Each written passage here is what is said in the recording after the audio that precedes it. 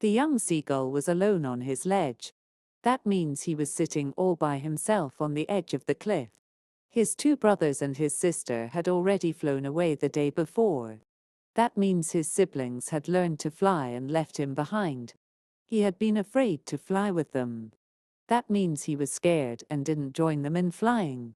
Somehow, when he had taken a little run forward to the brink of the ledge and attempted to flap his wings, he became afraid. That means he tried once but got too frightened to jump. The great expanse of sea stretched down beneath, and it was such a long way down, miles down. That means he looked down at the vast sea below and felt terrified of falling. He felt certain that his wings would never support him. That means he believed he would fall if he tried to fly.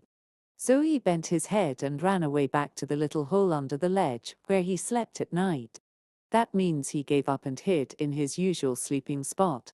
Even when each of his brothers and his little sister, whose wings were far shorter than his own, ran to the brink, flapped their wings, and flew away. That means his younger siblings were flying even with shorter wings. He failed to muster up courage to take that plunge, which appeared to him so desperate. That means he couldn't find the courage to jump, it felt too risky for him. His father and mother had come around calling to him shrilly, upbraiding him, threatening to let him starve on his ledge unless he flew away. That means his parents tried to encourage him by scolding and warning they wouldn't feed him. But for the life of him he could not move. That means he was frozen in fear and couldn't act. That was 24 hours ago. That means a full day had passed since then. Since then nobody had come near him. That means his family left him completely alone. The day before, all day long, he had watched his parents flying about with his brothers and sister. That means he saw his family enjoying flying while he just watched, perfecting them in the art of flight, teaching them how to skim the waves and how to dive for fish. That means his parents were training his siblings to fly and catch food. He had, in fact, seen his older brother catch his first herring and devour it. That means he watched his brother successfully catch and eat a fish, standing on a rock, while his parents circled around raising a proud cackle. That means his parents were happily cheering for his brother. And all the morning the whole family had walked about on the big plateau midway down the opposite cliff, taunting him with his cowardice. That means his family teased him for being too scared to fly.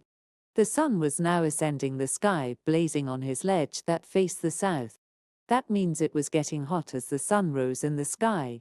He felt the heat because he had not eaten since the previous nightfall. That means his hunger made the heat even more unbearable. He stepped slowly out to the brink of the ledge. That means he cautiously walked to the edge. And standing on one leg with the other leg hidden under his wing, he closed one eye, then the other, and pretended to be falling asleep. That means he tried to act casual and ignored everyone.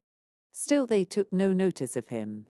That means his family continued ignoring him. He saw his two brothers and his sister lying on the plateau dozing with their heads sunk into their necks. That means his siblings were napping peacefully nearby. His father was preening the feathers on his white back. That means his father was cleaning and arranging his feathers. Only his mother was looking at him. That means she was the only one paying attention to him. She was standing on a little high hump on the plateau, her white breast thrust forward. That means she stood tall and proudly on a higher rock. Now and again she tore at a piece of fish that lay at her feet and then scraped each side of her beak on the rock. That means she was eating a fish and sharpening her beak. The sight of the food maddened him. That means his hunger grew uncontrollably at the sight of food. How he loved to tear food that way, scraping his beak now and again to wet it. That means he remembered how much he loved eating like that. "Gaw, gaw, gaw," he cried, begging her to bring him some food. That means he called out to her, asking for food. "Gaw kolo," she screamed back derisively. That means she replied in a mocking way. But he kept calling plaintively. That means he continued begging in a sad voice. And after a minute or so he uttered a joyful scream. That means suddenly he screamed with happiness. His mother had picked up a piece of the fish and was flying across to him with it. That means she appeared to be bringing food to him. He leaned out eagerly, tapping the rock with his feet, trying to get nearer to her as she flew across. That means he moved forward in excitement, trying to reach the fish. But when she was just opposite to him, she halted, her wings motionless, the piece of fish in her beak almost within reach of his beak. That means she stopped mid-air, just out of his reach, tempting him. He waited a moment in surprise, wondering why she did not come nearer. That means he was confused about why she didn't give him the food. And then, maddened by hunger, he dived at the fish. That means hunger pushed him to jump toward it. With a loud scream, he fell outwards and downwards into space. That means he accidentally started flying, or falling, off the ledge. Then a monstrous terror seized him and his heart stood still. That means he became terrified as he fell. He could hear nothing. But it only lasted a minute. That means the fear didn't last long. The next moment he felt his wings spread outwards. That means his wings opened naturally as he fell. The wind rushed against his breast feathers, then under his stomach, and against his wings.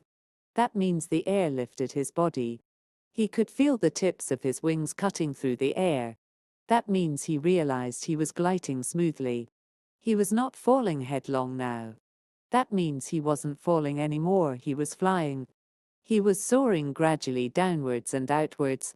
That means he was gliding in control. He was no longer afraid. That means his fear had disappeared. He just felt a bit dizzy.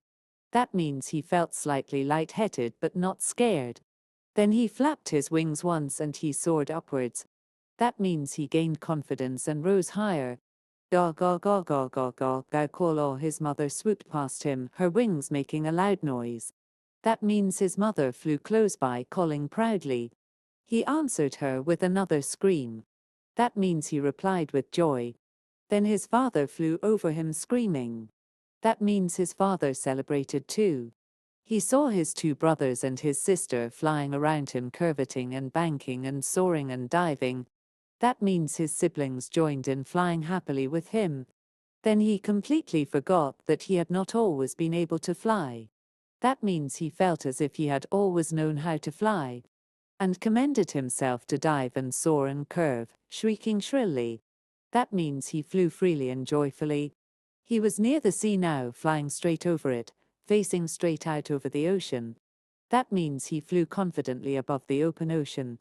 He saw a vast green sea beneath him, with little ridges moving over it, and he turned his beak sideways and cawed amusedly. That means he looked down and playfully cried out, enjoying the moment. His parents and his brothers and sister had landed on this green flooring ahead of him.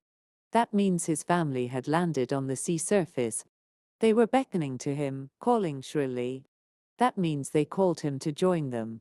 He dropped his legs to stand on the green sea. That means he tried to land on the water. His legs sank into it. That means he got scared as he started sinking slightly. He screamed with fright and attempted to rise again, flapping his wings. That means he panicked and tried to fly again. But he was tired and weak with hunger, and he could not rise, exhausted by the strange exercise. That means he was too tired and couldn't fly anymore. His feet sank into the green sea, and then his belly touched it and he sank no farther. That means he started floating on the water. He was floating on it, and around him his family was screaming, praising him, and their beaks were offering him scraps of dog fish. That means his family celebrated his success and gave him food. He had made his first flight.